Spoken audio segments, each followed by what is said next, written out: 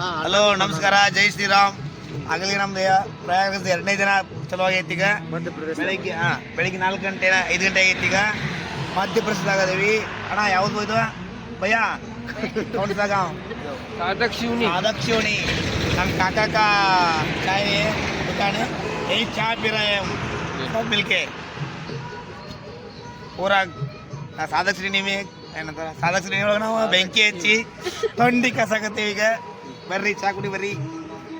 ಇವತ್ತಿಂದ ಏನೇನು ಮಾಡ್ತೀವಿ ಅಂತ ಗೊತ್ತಾಗ್ತದೆ. ಜೈ ಶ್ರೀರಾಮ್. ನಮ್ಮ ಕಾಕ ಮಾತಾಡವಲ್ಲ ಮರ ಏನು. ಪ್ರಯಾಗರಾಜ್ದು 2ನೇ ದಿನ ನಮ್ದು. ಈಗ ಚಲೋ ಮಾಡ ಈಗ ಮಾಡಿದೆ.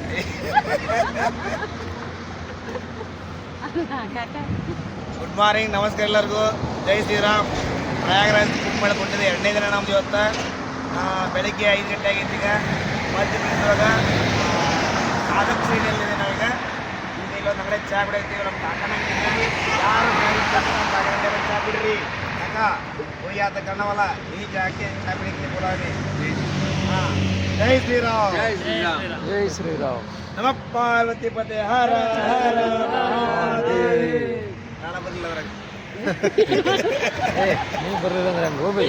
ಹಾಂ, ಸೌಂಡ್ ಬಂತಲ್ಲ ತೋರಸನ ಇವರಮ್ಮ ಅಲಾಕ್ರೆ ಕಾಕ ಇವರು ಚಾ ಕುಡ್ದಾರ.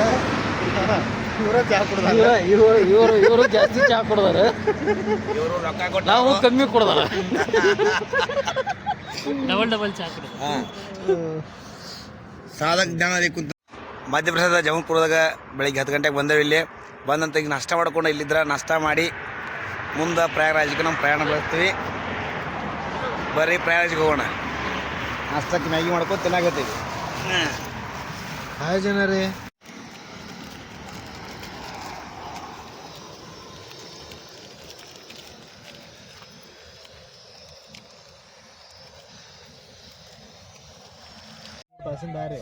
ಜೈ ಶ್ರೀರಾಮ್. ನಾವೀಗ ಬೆಳಿಗ್ಗೆನ ಇಲ್ಲಿ ಇಲ್ಲಿ ನಾಗ್ಪುರಿಂದ ರೇವಾಕ್ಕೆ ಬಂದಿದ್ದೀವಿ. ನಾವು ಪ್ರಯಾಗರಾಜ್ಗೆ ಹೋಗ್ಬೇಕಂತ.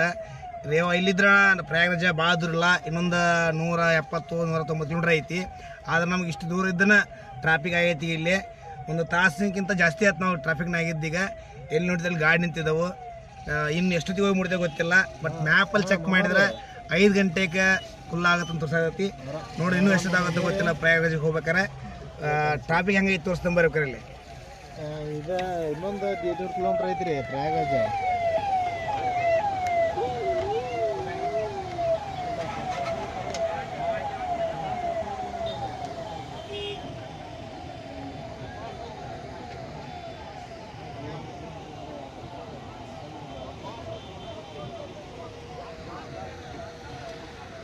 ಮುಂದೆ ಒಳಗೆ ಗಾಡಿನ ಬಿಡುವಲ್ರಿ. ಹಿಂದೂ ಎಷ್ಟು ಇಲ್ಲಿ ತನಕ ನೋಡ್ತಾರ ಅಲ್ಲಿ ತನಕ ಗಾಡಿ ನಿಂತಿದ್ದಾವೆ, ಮುಂದೂ ಅಷ್ಟೇ ನಿಂತಿದ್ದಾವೆ. ಈಗ ನಾವು ಸೈಡು ಹಂಗೆ ನಿಂತಿದ್ದಾವೆ ಎಲ್ಲ ಕಡೆ. ಗೊತ್ತಿಲ್ಲ ಎಷ್ಟೊತ್ತಿಗೆ ಮುಡ್ತೇವೆ ಅನ್ನೋದು ನೋಡ್ಬೇಕೀಗ.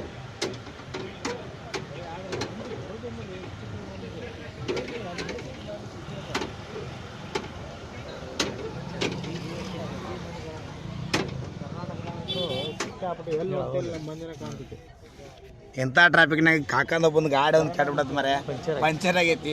ಅವ ಬೆಲೆ ನಿಂತ್ರೆ ಮುಗದ ಹೋಗತ್ತೆ ನಮ್ಮ ಪರಿಸ್ಥಿತಿ. ಏನು 3 ಆಗತ್ತೋ 4 ತಾಸು ಆಗುತ್ತೋ ಗೊತ್ತಿಲ್ಲ. ಆದಷ್ಟು ಜಲ್ದಿ ಅವನು ಪಾಪ ಕಾಕಂದ ಗಾಡಿ ರೆಡಿ ಆಗಲಿ ಮಾಡ್ಕೊಂಬರ್ಲಿ. ನಾವು ಹೋಗಿರ್ತೇವೆ ಮುಂದಕ್ಕೆ. ಬರೀ ಪ್ರಯಾಗರಾಜ್ಗೆ ಹೋಗೋಣ. ನಾವಿನ್ನು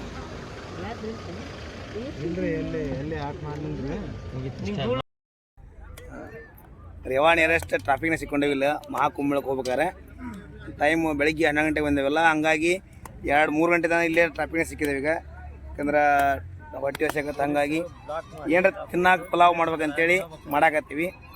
ಇಲ್ಲಿ ಏನು ಮಾಡ್ತಾರೆ ಕೇಳ್ಕೊಂಬರ್ರಿ. ಅಣ್ಣ ಏನು ಮಾಡಾಕ್ತೀರಿ ಈಗ?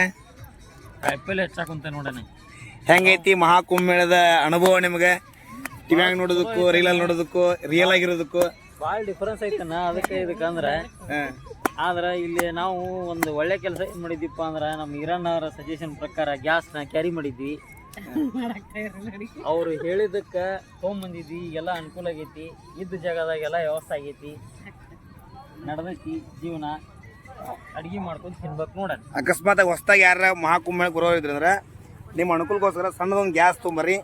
ಎಮರ್ಜೆನ್ಸಿಗೆ ಅಕಸ್ಮಾತ್ ಏನು ಬೇಕಲ್ಲ ಅದು ಮಾಡ್ಕೋಬೋದು. ಇಲ್ಲಾಂದ್ರೆ ಏನಾಗುತ್ತೆ ನಮ್ಮ ಕರ್ನಾಟಕ ಫುಡ್ಡು ಇಲ್ಲಿ ಫುಡ್ಡು ಚೇಂಜ್ ಆಗುತ್ತೆ. ಹಾಗಾಗಿ ನಮ್ಗೆ ನಾವು ಕೊಟ್ಟಂಥ ಅಮೌಂಟಿಗೂ ನಮ್ಗೆ ಸರಿಯಾದ ಫುಡ್ ಸಿಗೋಂಗಿಲ್ಲ. ಹಾಗಾಗಿ ನಿಮಗೆ ಗ್ಯಾಸ್ ತರೋದು ಉತ್ತಮ.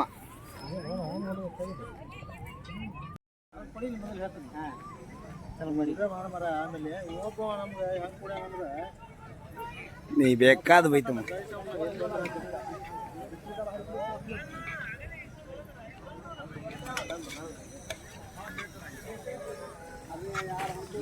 ಟಮಾಟ ಐತಿ ನಿಂಬೆನ್ ಬಾ ಹಚ್ಚಾಕೊಬಿಡ ಬ್ಯಾ ಹಾಕೋಬಿಡ ನಿಂಬೆನ